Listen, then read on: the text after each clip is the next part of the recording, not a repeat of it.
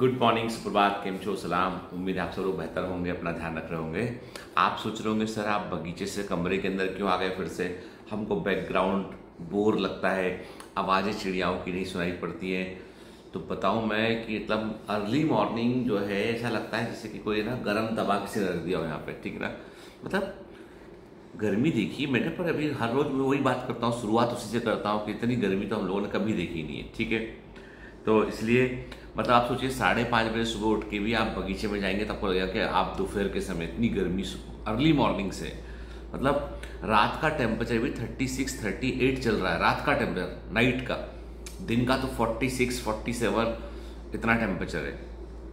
खैर, काम की बात करते हैं। आज आपने देखा हो, यदि आप बिहार से हैं या झारखंड से हैं, यदि आप बिहार से हैं, झारखंड से हैं, मतलब रांची से हैं, जमशेदपुर से हैं और पटना से हैं, भागलपुर से हैं, कहीं से बिहार के किसी भी ज़िले से हैं, झारखंड के किसी भी ज़िले से हैं, तो आज दैनिक भास्कर न्यूज़पेपर जो वहाँ पे नंबर 2 पे, नंबर 1 पे मुझे लगता है बिहार और झारखंड में हिंदुस्तान पेपर है, नंबर 2 पर वहाँ पर जो है वो दैनिक भास्कर है, जो एमपी में नंबर 1 अखबार है। तो दैनिक भास्कर में आज बायोमेट्रिक्स का जो है फ्रंट पेज पर जो है वो एक बड़ा सा जो है वो क्या बोलूँ, विज्ञापन बोलूँ या अवेयरनेस क्लिक एड बोलूँ, वो छपा हुआ है, ठीक है। मैं जनरली है ना अखबार के एड का बिल्कुल भी समर्थक नहीं हूँ, क्योंकि वो बड़े कॉस्टली होते हैं।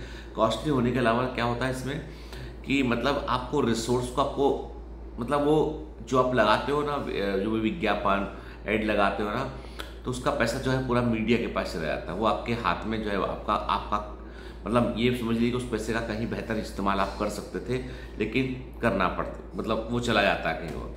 मैं बहुत दिन से, मतलब जब से 2017 से बायोमेट्रिक्स शुरू हुआ है, हम लोगों ने कभी नहीं किया, कभी हम लोगों ने न्यूज़पेपर एड नहीं किया, कभी हम लोगों ने जो है वो मतलब ऐसे जो फ्रंट्स को बोलते हैं ना, अपस्ट्रीम मीडिया बोलते हैं, वहाँ पे कुछ भी नहीं किया। पर इस बार हमारी पूरी टीम हमसे बोल रही थी कि सर ना धीमे धीमे बच्चे जानना, मतलब क्या हो रहा है, नाम नहीं पहुँच पा रहा। समस्या है कि बायोमेट्रिक्स की क्वालिटी एकदम हायर साइड है, बायोमेट्रिक्स के रिजल्ट्स बहुत अच्छे हैं, लेकिन क्या हो रहा है कि वर्ड ऑफ माउथ से उतनी जगह पहुंच नहीं पा रहे जहां हमें पहुंचना चाहिए। तो हमारी पूरी टीम इस बात को लेकर चिंतित थी। उन्होंने कहा कि सर जैसे यदि हम अपना नाम नहीं बताएंगे तो कैसे काम चलेगा। तो मैंने पूछा भी कि क्या तरीका है उसका। तो क्योंकि क्या हो रहा है कि जो गूगल के जो विज्ञापन है, यूट्यूब के जो ऐड है, वो बहुत रिलेवेंट नहीं रह गए अब, क्योंकि अभी इतने सारे संख्या में हो गए। और एक रिलेवेंसी के लिए उन्होंने कहा कि कम से कम सर मेरी टीम ने मुझे बहुत मनाया, 1 महीने से कार्यक्रम चल रहा था। फिर फाइनली मैंने मान के कहा ठीक है भाई, जहाँ पे हमारे बच्चे हैं वहाँ कम से कम पेरेंट्स को और लोगों को पता चल जाए कि हाँ भाई बायोमेट्रिक्स एक ऑथेंटिक ऑर्गेनाइजेशन है, इंस्टीट्यूट है बड़ा, जो ऑनेस्टली काम करता है। आप देखना आज का बिहार का, झारखंड का जो दैनिक भास्कर देखिएगा, उसमें बहुत सारे बच्चों के एम्स में सिलेक्टेड बच्चों के बारे में लिखा, मतलब उनके फोटो रखे हुए हैं। फर्स्ट टाइम ऐसा किया, मन को थोड़ा अजीब भी लग रहा था कि यार ये इतना सारा फंड देना पड़ रहा है इनको, ये वो, लेकिन ठीक है, अब क्या करें कि मतलब मुझे कई बार लगता है ऐसा कि शायद से कुछ चीज़ें ऐसी हैं जो कन्वेंशनल है वो करनी पड़ेंगी, नहीं तो क्या होगा कि धीमे धीमे ऑर्गेनाइजेशन श्रिंक होता चला जाएगा। और मेरा पर्पज़ ये है कि मतलब मैं इसको कोई बहुत बड़ा कोचिंग सेंटर बनाना नहीं चाहता हूँ, पर चाहता हूँ कि इतना रेवेन्यू ये जनरेट करे कि मेरे बच्चे जो सिलेक्ट होकर गवर्नमेंट कॉलेज के अंदर पहुँच रहे हैं, उनकी हम मदद कर सकें। हम जो बहुत हम्बल बैकग्राउंड के बच्चे, उनकी मदद कर सकें। यदि हम ये भी नहीं कर पाएंगे तो फिर पर्पज़ क्या है इसका? फिर तो मुझे अपनी मेडिकल प्रैक्टिस ही करना चाहिए, वही बढ़िया है। तो इसीलिए मैंने कहा पहले बता दूं आपको, ताकि आप देख कर उसको आश्चर्य कितना हो जाए कि गीतेंद्र सर भी ऐसे कमर्शियल हो गए, वैसे हो गए। तो मैंने पर्पज़ आपको बताया है कि लोगों तक, मैं तो हर बार आप लोगों से बोलता हूँ कि ये सब की जरूरत ना पड़े, आप ही लोगों को अवेयर कीजिए। लेकिन क्या होता है, लोग बाग जब तक ब्रांड को नहीं जानते ना, अरे जब देख लेंगे ब्रांड को तो फिर आपकी बात मान लेंगे। आप बोलते रहोगे तो सोचेंगे पता नहीं आपने फंसा तो नहीं रहे किसी को, ठीक है। ऐसा बच्चों ने मेरे को बताया। एक बड़ी अच्छी बात लिखी है, एक बुक पढ़ रहा हूँ मैं, जो डेयर कॉम्स की बुक है, वर्स्ट एनिमी बेस्ट टीचर, सबसे खराब दुश्मन सबसे अच्छे शिक्षक होते हैं। अब ये किताब जो है ना, आपको तो तुलसीदास जी का एक दो है, निंदक नेरे राखिए आंगन कुटी छवाए, बिन पानी बिन साबना निर्मल करे सोआए। अपनी बुराई करने वाले को अपने पास रखिए, वो आपकी बुराई करता रहेगा, आपके चरित्र में वो तमाम तरह की बुराइयां निकालता रहेगा। आप उन बुराइयों को दूर करते जाइए, अपने आप श्रेष्ठ व्यक्ति आप बन जाएंगे।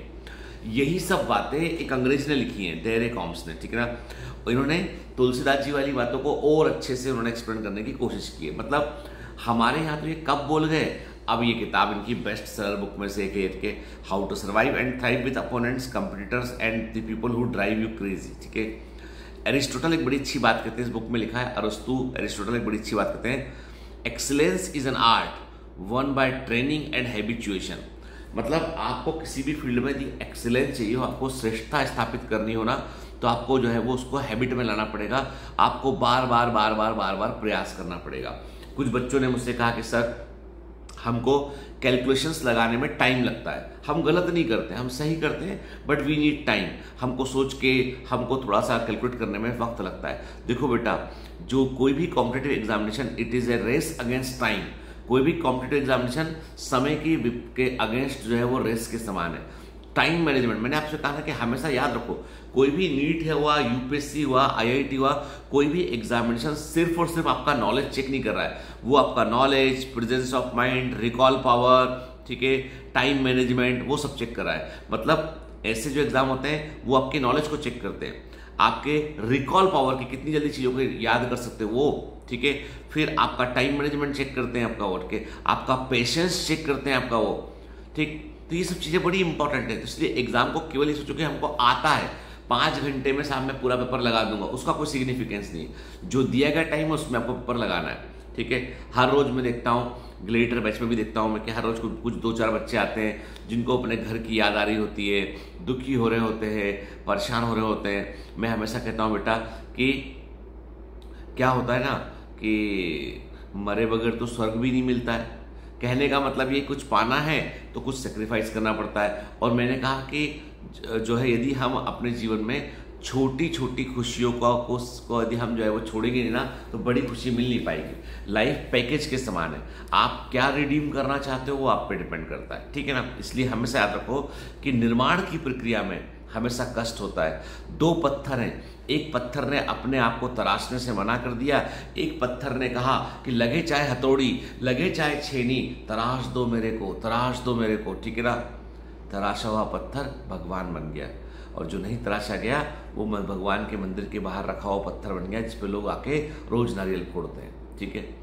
सब जब पत्थर को तराशा गया ईश्वर की प्रतिमा बनाने के लिए, तो बहुत कष्ट हुआ होगा। यदि पत्थर बोल सकता होता तो बोलता कि हाँ साहब दुख रहा है मेरे को, लिविंग होता बोला दुख रहा है मेरे को कि आप जो छेनी हथौड़ा चला रहे हो। लेकिन बात नहीं सी ना कि जब हम जो है वो तैयारी करते किसी एग्जाम की ना, तो उसके लिए हमको अपने आप को भी तराशना होता है। वैसे के छेनी हथौड़े चलेंगे, रोज के कष्ट होंगे, रोज सेक्रीफाइस करना पड़ेगा। दोस्त लोग बर्थडे पार्टी में जा रहे हैं, हम नहीं जा पाएंगे, के बहुत सारी चीज़ें, चाहे आप ऑनलाइन पढ़ रहे हो चाहे ऑफलाइन पढ़ रहे हो, आपको बहुत छोटी छोटी खुशियाँ छोड़नी पड़ेंगी।